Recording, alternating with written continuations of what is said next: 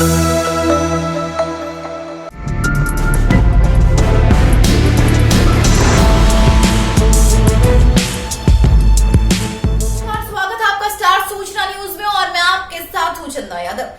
के प्रधानमंत्री नरेंद्र मोदी अपने भाषण में किस्सों का जिक्र बहुत ही सोच समझकर करते हैं, या फिर यूं कहें उनके जो शब्द होते हैं, उनकी जो कहानियां होती हैं उनके भाषण में बहुत ही अलग होती है। शायद इसलिए उनके जब किस्से, उनके भाषण जब लोग सुनते हैं तो काफी ज्यादा जिक्र भी करते हैं।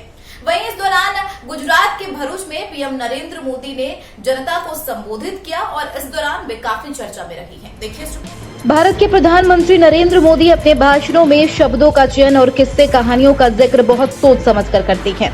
उनके राजनीतिक जीवन को करीब से देखने और उस पर लिखने वाले खुद इस बात की तस्दीक भी करते हैं।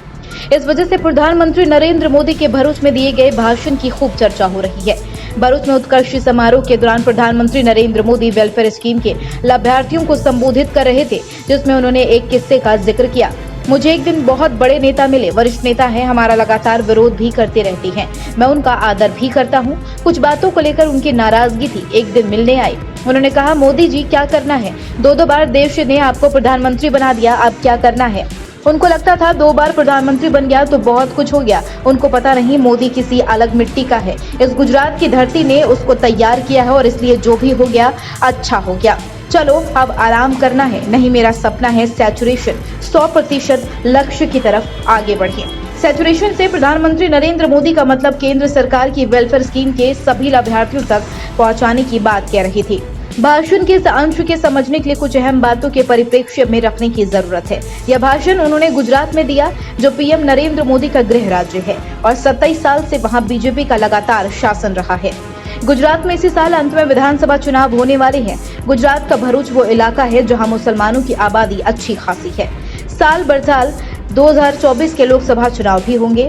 ऐसे में प्रधानमंत्री नरेंद्र मोदी को अपने गृह राज्य की जनता को वर्चुअल रैली में संबोधित करते हुए अपने किसी विपक्ष के वरिष्ठ नेता की बात करते याद आती है तो महज संयोग नहीं हो सकता, वो भी अब तक जब उनसे किसी ने इस बारे में सवाल नहीं पूछा था। उनके भाषण के इस अंश पर बीजेपी कल, आज और कल की किताब के लेखक वरिष्ठ पत्रकार विजय त्रिवेदी कहते हैं, इस अंश का एक मैसेज निकाला जा सकता है, प्रधानमंत्री का पद अभी खाली नहीं, लोग अभी से सपना ना देखें कि अगला प्रधानमंत्री कौन होगा। प्रधानमंत्री साल 2024 को टारगेट कर रहे हैं। नो वैकेंसी का मैसेज बीजेपी और विपक्षी पार्टी दोनों के लिए है।